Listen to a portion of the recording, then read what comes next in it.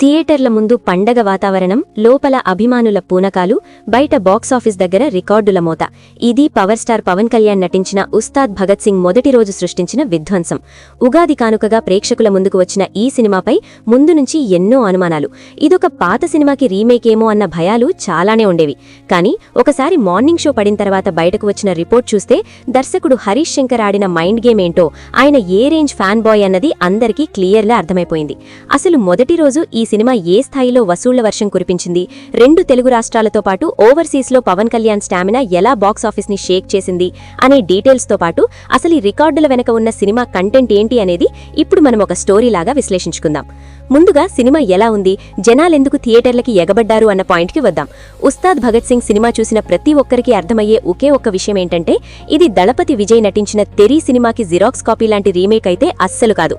ఆ సినిమాలో ఉన్న 1-2 బేసిక్ ఎలిమెంట్స్ ని, ఆ సోల్ ని మాత్రమే తీసుకుని దానికి పవన్ కళ్యాణ్ గారి ట్రేడ్ మార్క్ స్వాగ్ ని, ఆయన మేనరిజమ్స్ ని ఫుల్ గా దట్టించి తీసిన ఒక out and out fan service movie ఇది.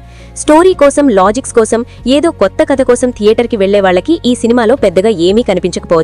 ఎందుకంటే హరీష్ శంకర్ కి స్టోరీతో పనిలేదు. తన హీరోని ఫ్యాన్స్ కి ఎలా చూపించాలో, థియేటర్లో వాళ్ల చేత ఎలా అరుపులర్పించాలో ఆయనకు తెలిసినంత బాగా ఇంకెవ్వరికీ తెలియదు. ఫస్ట్ హాఫ్ లో మనం ఎప్పుడూ చూసే రెగ్యులర్ రొటీన్ సీన్స్, విలన్లతో అరుపులున్నప్పటికీ సడన్ గా పవన్ కళ్యాణ్ వేసిన ఆ డాన్స్ సీన్ చూసి థియేటర్లు దద్దలిల్లిపోయాయి. 30 ఏళ్ల కెరీర్లో పవన్ కళ్యాణ్ ఎప్పుడూ లేని విధంగా అంత హిలేరియస్ గా, ఎనర్జెటిక్ గా డాన్స్ చేయడం ఫ్యాన్స్ కి ఒక విజువల్ ట్రీట్ లాగా మారింది. నిజానికి ఫస్ట్ హాఫ్ లో హీరోయిన్ రాశీ ఖన్నా క్యారెక్టర్ ఎందుకుందో, అసలు ఆమె ట్రాక్ ఏంటో ఎవరికీ పెద్దగా కనెక్ట్ కాదు. కేవలం ఫస్ట్ హాఫ్ ని ఫిల్ చేయడానికి పెట్టినట్టుగా అనిపిస్తుంది. దానికి తోడు విలన్ల కాన్ఫ్రంటేషన్ కూడా మనం ఎప్పటినుంచో చూస్తున్న రెగ్యులర్ ఫార్మాట్ లోనే ఉంటుంది. కానీ ఇంటర్వెల్ బ్యాంక్ కి వచ్చేసరికి దర్శకుడు తన మార్క్ చూపించాడు. ఎప్పట్లాగే జూమ్ ఇన్ షాట్స్ తో రొటీన్ గానే అనిపించినా అందులో పవర్ స్టార్ ని ప్రెజెంట్ చేసిన విధానం ఫ్యాన్స్ కి పూనకాలు తెప్పించింది. ఇక సెకండ్ హాఫ్ లో శ్రీలీల ఎపిసోడ్ తో హరీష్ శంకర్ ఒక అద్భుతమైన నాస్టాల్జియా ఫీలింగ్ ని క్రియేట్ చేశాడు. పవన్ కళ్యాణ్ పాత సినిమాల్లోని ఎనర్జీని గుర్తు చేస్తూ ఫ్యాన్స్ కి ఒక ఫుల్ మీల్స్ పెట్టాడు. క్లైమాక్స్ యాక్షన్ ఎపిసోడ్ తర్వాత పవన్ కళ్యాణ్ సొంత పొలిటికల్ సిద్ధాంతాలను, భగవద్గీత శ్లోకాలను, ఆయన మార్క్ పవర్ఫుల్ డైలాగులను పేర్చి ఫ్యాన్స్ గర్వంగా కాలర్ ఎగరేసుకుని థియేటర్ల నుంచి బయటకు వచ్చేలా చేశాడు. కథపరంగా వీక్ గా ఉన్న ఈ ఫ్యాన్ బాయ్ ఎలిమెంట్స్ అన్నీ కలిసి మొదటి రోజు బాక్సాఫీస్ దగ్గర వసూళ్ల సునామీని సృష్టించాయి. ఈ విపరీతమైన ఫ్యాన్ బాయ్ ఎమోషన్తో ఉస్తాద్ భగత్ సింగ్ మొదటి రోజు 2 తెలుగు రాష్ట్రాల్లో కనీవిని ఎరగని రికార్డులను నమోదు చేసింది. ఉదయం బెనిఫిట్ షోల దగ్గర నుంచే RTC cross roads, Dilsukh Nagar, Kukatpally లాంటి మాస్ సెంటర్స్ లో థియేటర్లు జాతరను తలపించాయి. కేవలం నైజాం ఏరియా నుంచే మొదటి రోజు అద్భుతమైన షేర్ రాబట్టి తన 50 crores బ్రేక్ ఈవెన్ టార్గెట్ లో ఒక మేజర్ చంక్ ని ఫస్ట్ డేనే కవర్ చేసింది ఈ సినిమా. ఇక ఆంధ్ర విషయానికి వస్తే ఉత్తరాంధ్ర, సీడెడ్, గోదావరి జిల్లాల్లో అయితే పవన్ కళ్యాణ్ మాస్ కటౌట్ ముందు ఏ రికార్డ్ అయినా చిన్నబోవాల్సిందే అన్నట్టుగా కలెక్షన్స్ వచ్చాయి. ఫ్యామిలీ ఆడియన్స్ కి స్టోరీ కొంచెం రొటీన్ గా అనిపించినా పవర్ స్టార్ స్వాగ్ చూడ్డానికి యూత్ మొత్తం థియేటర్ల మీద పడటంతో ఏపీ మరియు తెలంగాణ కలుపుకుని మొదటి రోజే దాదాపు 60 నుంచి 70 కోట్ల గ్రాస్ వసూళ్లు సాధించినట్లు ట్రేడ్ వర్గాల సమాచారం. సింగిల్ స్క్రీన్స్ లో ఈ సినిమా పర్ఫార్మెన్స్ చూసి డిస్ట్రిబ్యూటర్లు సైతం ఆశ్చర్యపోతున్నారు. ఒక పక్క తమన్ బ్యాక్గ్రౌండ్ స్కోర్ కొన్ని చోట్ల హడావిడిగా ఉన్నప్పటికీ సెకండ్ హాఫ్ లో ఇచ్చిన నాస్టాల్జియా బీజిఎం మాత్రం జనాల్ని రిపీటెడ్ గా థియేటర్లకి రప్పించేలా ఉంది. ఇక తెలుగు రాష్ట్రాల బయట కర్ణాటక మరియు రెస్ట్ ఆఫ్ ఇండియా లెక్కలు చూసుకుంటే అక్కడ కూడా ఉస్తాద్ సత్తా చాటాడు. బెంగళూరు లాంటి నగరాల్లో ఐటీ ఎంప్లాయీస్ మరియు తెలుగు డయాస్పోరా సినిమాకి బ్రహ్మరథం పట్టారు. పక్కనే బాలీవుడ్ బడా సినిమా ధురంధర్ 2 భారీ ఎత్తున పాన్ ఇండియా స్థాయిలో పోటీ ఇస్తున్నప్పటికీ కర్ణాటక, చెన్నై మరియు ఇతర నార్త్ ఇండియా ప్రాంతాల్లో కేవలం తెలుగు వర్షన్తోనే పవన్ కళ్యాణ్ అద్భుతమైన నంబర్స్ రాబట్టాడు.